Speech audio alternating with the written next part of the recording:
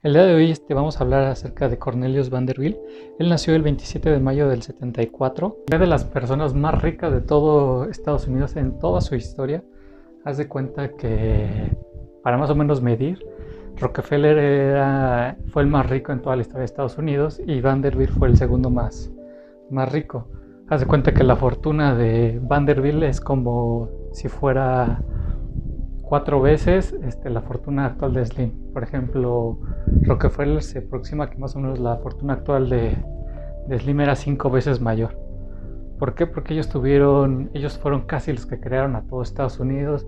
Fueron personas grandes, fueron personas que tuvieron visión de qué era lo que necesitaba el mercado. Fueron personas que ayudaron a las demás personas a lo que necesitaban en esos momentos. Cuando tú ayudas a las personas, ellos al final de cuentas te van a regresar. O sea, haz de cuenta, el dinero viene a consecuencia de lo que ellos hicieron o lo que ejecutaron en su momento para ayudar a los demás. Fue que al final tuvieron ingresos o toda la abundancia que ellos dieron. Bueno, regresando un poco a lo de Vanderbilt, él, haz de cuenta, en esos momentos en Estados Unidos no había muchas líneas de transporte. O sea, sí había barcos, pero había barcos de vela, había barcos, apenas empezaban a hacer los barcos de vapor. Él fue una persona que fue visionario, y él, como su papá trabajaba en los barcos de vela, pues él empezó en ese negocio, ¿no? Con los barcos de vela. Él empezó desde muy chico, y entonces poco a poco fue creciendo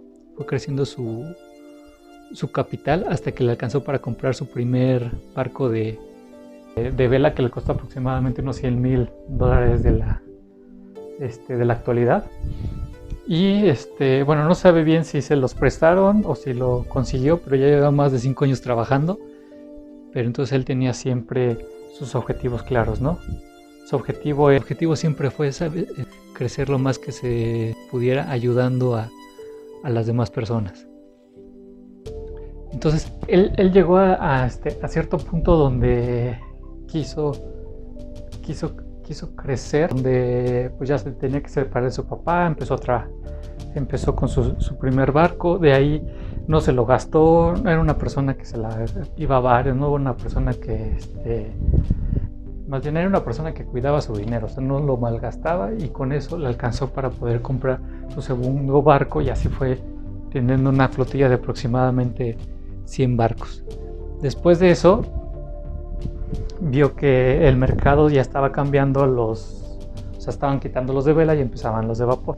Él tuvo la visión de, ¿sabes qué? Poder cambiar o migrar su negocio de los de vela. Entonces, ¿sabes qué? Vendió todos sus barcos y se entrenó, o sea, bajó su humildad y trabajó para alguien más para aprender todo el negocio de los barcos de vapor, ¿no? Porque creo que hasta cierto punto todas las personas deben de hacer eso, migrar todas las empresas de un momento a otro. Por ejemplo, como IBM evolucionó demasiado hasta cierto punto donde llegó a ser la número 1 de las 5 empresas más grandes de todo el mundo. Actualmente ya está cayendo, o como Kodak, ¿no? Que en su momento fue de las primeras 5 del mundo en su época, y ahora pues ya ni siquiera por debajo de muchísimas empresas tecnológicas. O sea, no supo adaptarse.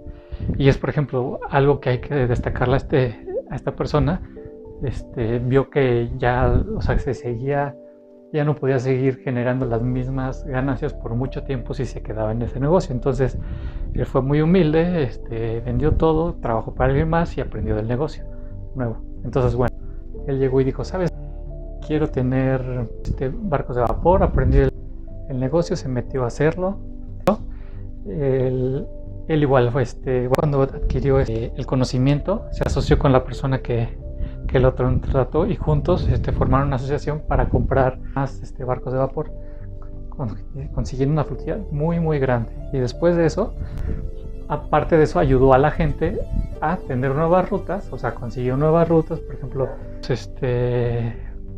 Nueva York contra las principales lugares donde tenía conexión con costosos, ¿no? De hecho era muy competitivo y entonces siempre buscaba él poder crecer sus negocios y era muy conocido porque no le importaba que se le interpusiera en el camino, él lograba su objetivo. En este caso, pues como la competencia ya tenía muy, o sea, algunas rutas las tenía ya muy con mucha demanda y tenía mucha gente, él abría nuevas rutas alternas, pero a un bajo costo. Entonces siempre era muy aguerrido y eso logró que creciera aún más su negocio, ¿no? Entonces ya muchas personas en ese momento ya querían pues que dejara el negocio porque era demasiado competitivo y les estaba quitando el mercado a todos los que habían llegado con los barcos de vapor. De hecho, hasta cierto punto, ya cuando era, no sé, entre 50 y 60 años, fue cuando decidió cambiar su negocio. Y entonces, todas estas personas que lo querían quitar del negocio, él les dijo, bueno, está bien. Bueno, no les dijo que se iba a cambiar de negocio, les dijo, les dejo todo el negocio de barcos, se los vendo, pero se los vendo al precio que que él quiso, ¿no? Y así fue, ¿no? O sea, les vendió todos los barcos que tenía y todo su negocio y sus rutas, pero al precio que él quiso. Los demás, al final, pues tuvieron que vérselas en su momento para poder. Interesante, ya con todos los años que tenía de experiencia, lo único que hizo fue en el futuro, bueno, aplicar lo mismo que ya tenía todo su conocimiento, pero ahora sabía que el nuevo negocio eran trenes, ¿no? Y entonces, ¿cómo empezó? O sea, migró primero de vela a vapor y después dijo, ¿sabes qué? El negocio está en las vías del tren. Entonces buscó, ahora, más bien con todo el dinero, todo su capital, ahora lo invirtió en vías del tren. Y después creó nuevas, o sea, se dio cuenta que había muchas rutas o muchos territorios que no estaban conectados en Estados Unidos, por ejemplo, el oeste con el este, y hacia el sur también había mucho desabasto de rutas disponibles, ¿no? Entonces la gente se le complicaba demasiado trabajo, demasiado tiempo y demasiado costo por trasladar a esas rutas tan grandes, y que impedía pues también el comercio no podía florecer, porque pues el vender un producto del oeste al este pues tenía que sumarle los altos precios que era de logística y los altos precios que implicaba el traslado, porque no había vías del tren, no había trenes, entonces pues tendrían que trasladarse en otro tipo de medio que era muy, muy costoso, ¿no?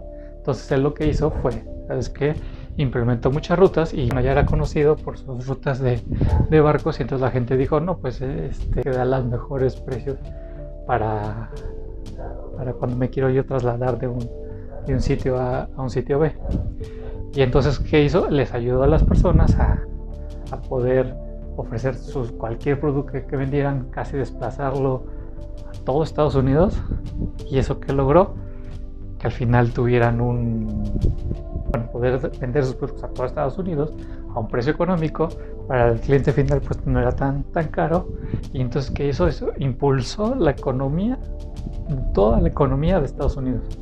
O sea, de hecho muchas rutas que él en su momento hizo casi hace como 150 años, actualmente siguen siendo las principales, y si no, lo único que hacen es renovarlas, pero las rutas que él hizo en su momento son casi las que están actualmente en Estados Unidos. Por ejemplo, él hizo una de las estaciones principales en Nueva York, en Manhattan, y él dijo, ¿sabes qué? Quiero hacer aquí una estación de trenes que salga a todo Estados Unidos, ¿no?